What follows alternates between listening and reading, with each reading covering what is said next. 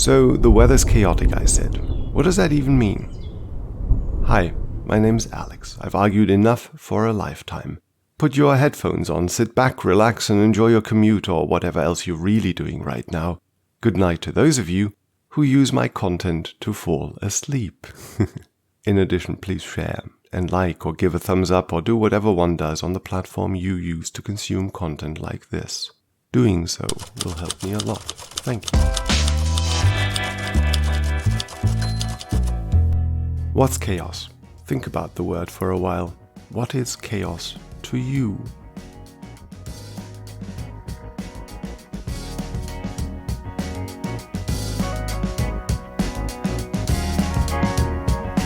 Here's an example from daily life. If you've ever been to a busy town market, you know how people move around each other there. They don't touch each other, much at least. And most of them keep moving. There's bigger people, smaller people, children that is. There may be bicycles or carts or whatever. Everything is moving, but nothing is touching. Looking at it from a bird's eye view, it's chaos. It looks like chaos. This is a chaotic scene. So much so, in fact, that it may raise your pulse to step into it.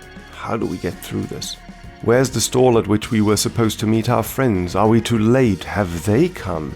Yet, if you take the time to ponder, you might notice something about it all. You are not moving randomly. You try to find that stall at which you were supposed to meet your friends. You may not have a direction yet, but you have purpose. You do things for a reason. You have cause to do things the way you do. That's true for everybody else too. Well, duh. Of course it is. Everybody is doing something on that market. Okay, keep that thought as we move on to movie mountains.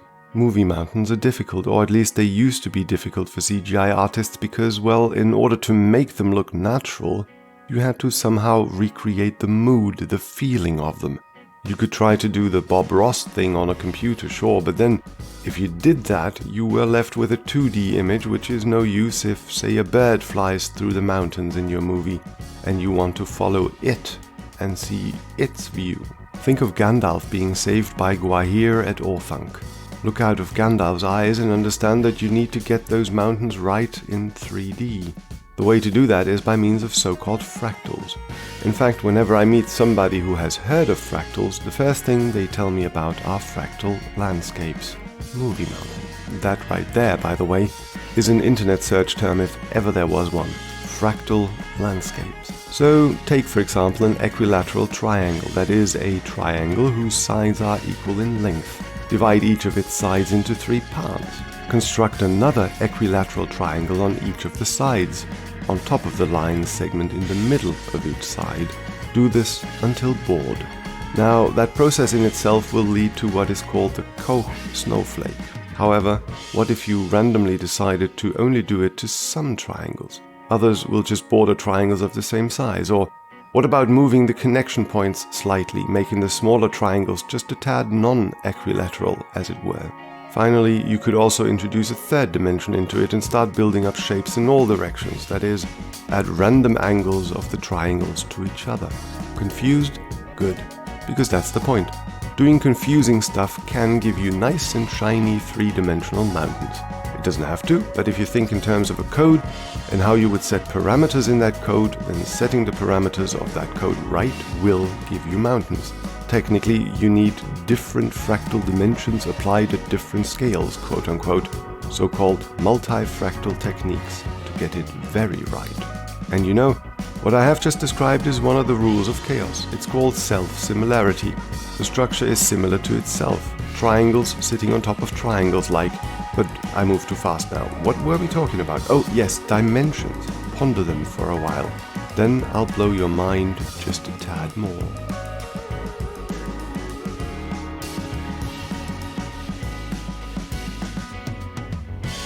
The way to think of dimensions is by imagining our 3 ones, up, down, left, right, to and fro. Then imagine there not being 3 dimensions, but let's say 2 2/3 of a dimension. Okay, maybe that's no way to imagine anything, and mathematically it isn't quite the right analogy either, but the word dimension is in the lingo. The numbers 2 2/3 for that matter may appear too. So, dimensions. we'll roll back and look at the very concept of a dimension. Think about a point in space. It has no dimensions. Not a point in the way you would draw it, that thing you can look at under a microscope or magnifying glass and have an opinion of the thickness or radius of it, right? No, I'm talking about a mathematical point. No extension at all, thus no dimensions. Can't imagine that? I can't either, but you'll see what I mean in a second.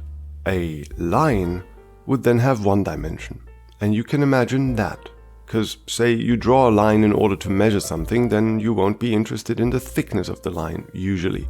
You'd be interested in its length. So a dimension would, in this sense, be the part of whatever you draw or build that you would be interested in measuring. A line has one dimension. I say build because, of course, you can draw lines in different directions and construct, say, a rectangle. A rectangle has two lengths of interest, thus two dimensions. But you can't draw a cube, an actual cube or a slab or something like that. You'd have to build a slab, which has three dimensions of interest. And here's the kicker. Mathematically, not in your mind, but mathematically, the easiest way to describe quite a bit of nature, from leaves to lightning, would be to give the respective thing not 1, 2, or 3 dimensions, but 2 2/3 or 3/4 or something of that nature, as it were. Forget imagining it properly. Stay with a couple of models, quote-unquote, to work with in order to just get a step further towards understanding. So, imagine a plane. It has 2 dimensions. Then imagine a slab, which has 3 dimensions. A hillside would then be something in between a slab and a plane. It's not a plane, but the third dimension isn't relevant to the same degree everywhere either. The hillside isn't filling out the slab, is what I'm saying. So one large hill would be closer to 2 dimensions than many smaller hills would. Again, it's not intuitive, any of it. But it works. Moving on. And we can just move on because in this way we have described what is called iterative function system fractals, quote-unquote. You take some form or other and scale it upwards or downwards. Well, formally there's a lot of talk of transformations, rotations and stuff like that. But we don't need to care about that anymore. Iterative fractals is what we, so far, meant when we used the word fractal. To most people who've heard the term fractal, it is connected to wonderfully beautiful images. These images are basically visualized equations and as such very useful to any science communicator in and of themselves. Beauty of math, beauty of nature, beauty of life and all that. But there are down-to-earth applications to all of it. Think of coastline. You know this most famous example probably. If you were to take a map and measure it out, you would find any coastline to have a certain length, say 5, apples or parsecs or whatever. Now, if you take another map, a larger one with a higher resolution, and you measured it again, you'd find the coastline to be 50 apples long. On an even larger map, with an even higher resolution, the coastline is 500 apples long. Okay, I'll stop with the apples. But, that's what happened to surveyors who attempted to measure the coastline of the largest of the British Islands. So it's a real and very fractal thing.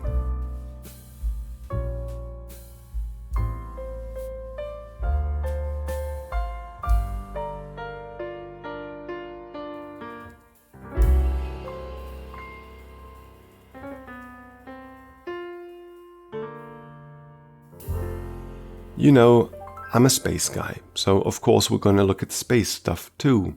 Stars are born, as they say, in clouds of moving gas. Turns out that gas clouds in space are fractal in nature. Think about the smoke above a candle. The gas moves up and turns in on itself in ever smaller vortices the higher you get. That is, the further you get away from the candle. If you look closely, you'll be able to suppose that these vortices and where they form show self-similarity in the way I described it just a minute ago. Generally, turbulence, that is, the vortices, in any sort of gaseous cloud, behave like this. Knowing that stars form in rotating disks of gas, with loads of turbulence in them, it becomes quite an attractive thought to connect that turbulence to star formation. Remember the piece on the Earth's atmosphere. I don't expect you to remember any of the details, and why would you remember?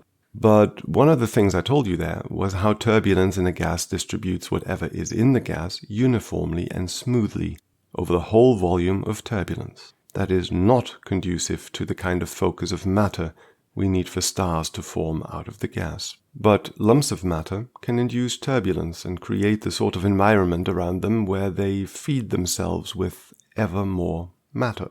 They redistribute what's around them by means of turbulence and secure getting fed for as long as there is matter around them. Kind of. I don't know. Star formation's complex and I may very well talk out of my ass here, but it's fun to just let your thoughts go for a second, right? There are also some applications of fractals and the underlying math in biology. You all know about the leaf and its branches, right? Trees too, and where they in fact branch off are another example. Every branch looks like a miniature version of the larger branch it branches off. Branch. Now, did you know that the basic structure of a chromosome is like that too? Every chromosome consists of a mini version of itself. You look at the whole thing in 2.5D. Not even kidding. The fractal dimension of a human chromosome, for example, is a little more than 2.3. There's also DNA, which seems to show fractal substructures. I'm sure the biologists among you know even more examples. In computer graphics too. I mean, the mountains are one thing, if you've heard about fractals. You've heard about the mountains.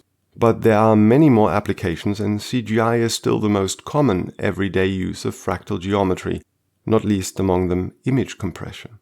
In other words, fractals and with them the theory underlying them are beautiful. So, chaos and fractals. How do they belong together? We all talk about them together. They follow each other in science communication efforts like this one, like the two variables of the uncertainty principle. What gives? Well, some chaotic systems have what is called strange attractor orbits, quote-unquote, in what is called phase space, quote-unquote. These are fractal in nature themselves or are of fractional dimension. Thank you. I see myself out. No, I won't, and I hope you stay with me too, because we can move on from here without losing our minds. Imagine a circle drawn on a piece of paper. It will have a center point and everything. It will be just a circle. Have you ever wondered what makes a circle a circle? There's a center point, yes, but what more? There is also the curvature of the line which makes the circle.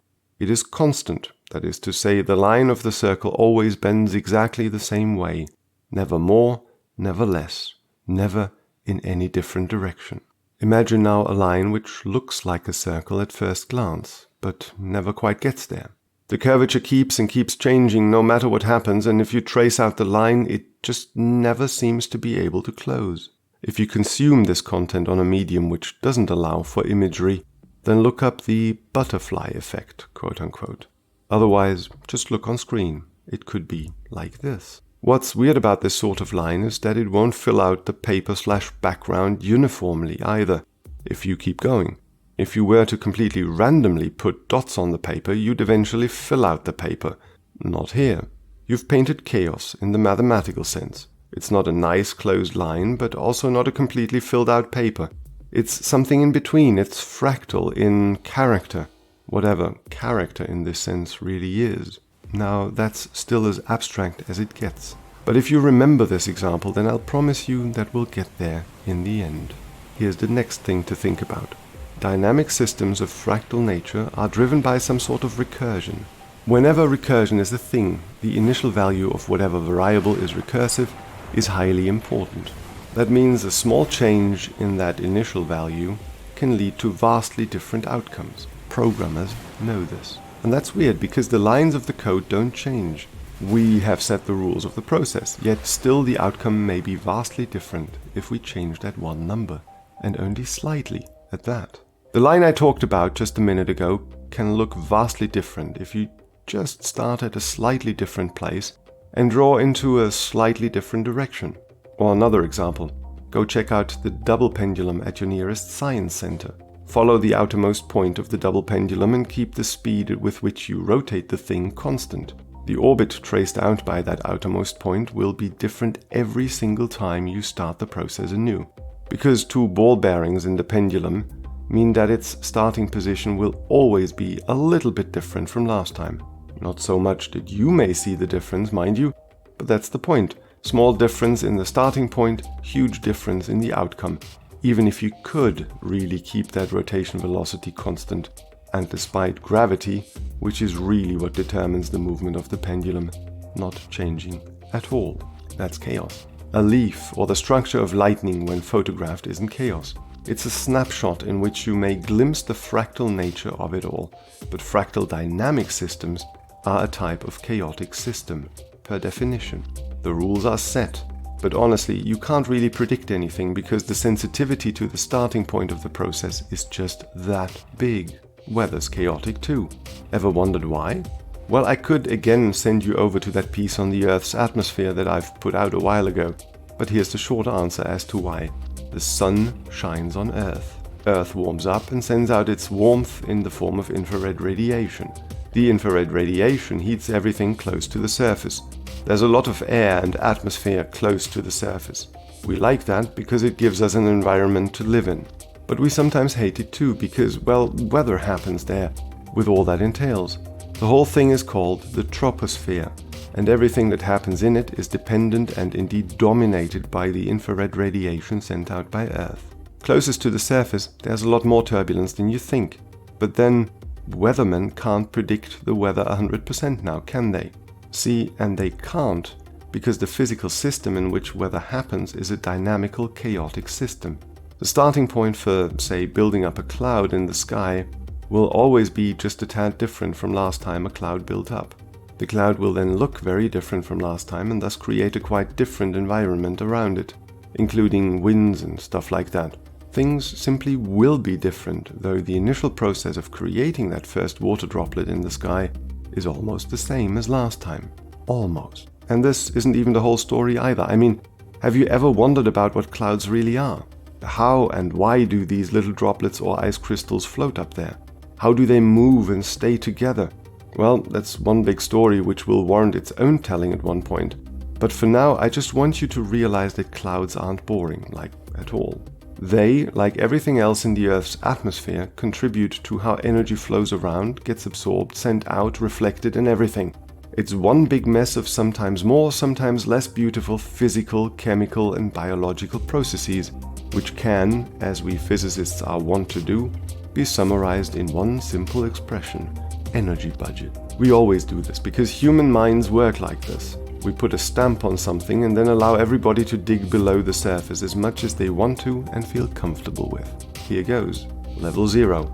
You know what a budget is. Forget money. Think of energy in the Earth's atmosphere instead.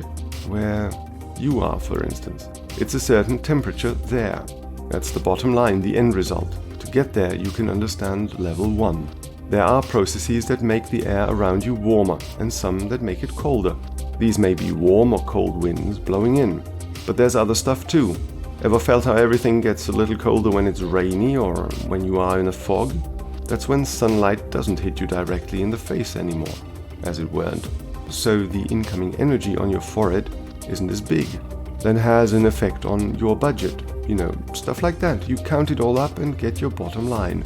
Air, smog, pollen, smoke, and, cloud droplets and all that. Level 2. There's chemistry. Ever heard about the ozone hole? Yeah, that.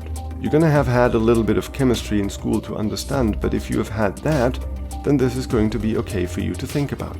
It's chemical reactions, some exothermic, some endothermic. And there isn't just ozone, there are nitric oxides, smog that is, which react chemically as well, and a host of other stuff like it. Level 3. This is where we stop understanding anything.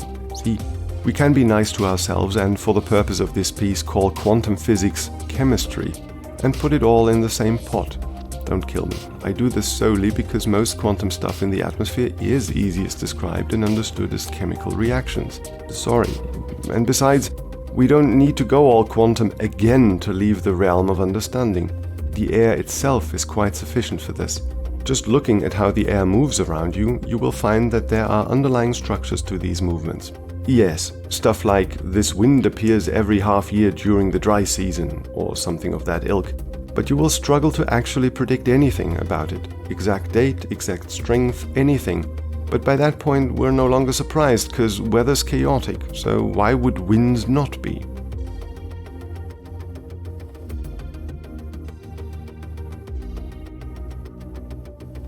And that's the thing. Markets, rivers, clouds, and all the other examples have one thing in common. They adhere to the rules of chaos. Every movement, everything that happens has a cause, yet So much happens at the same time that we wouldn't be able to calculate and predict details of what happens even if we tried to. See, in principle we could. The marketplace, for example, is like a plasma, ionized gas that is, in that there are particles in a plasma that interact with each other at a distance. In a plasma, that is the electromagnetic force. In the marketplace, it's people seeing each other and thus avoiding each other before touching. We could use the same equations, actually, and scientists have done so in their spare time for a laugh. But we can't predict anything of substance because too much happens at the same time. That is chaos. We know the rules and know the causes. When rules and causes disappear, things are random. So, yes, the market is chaotic, but be honest, did you think about it in this particular way?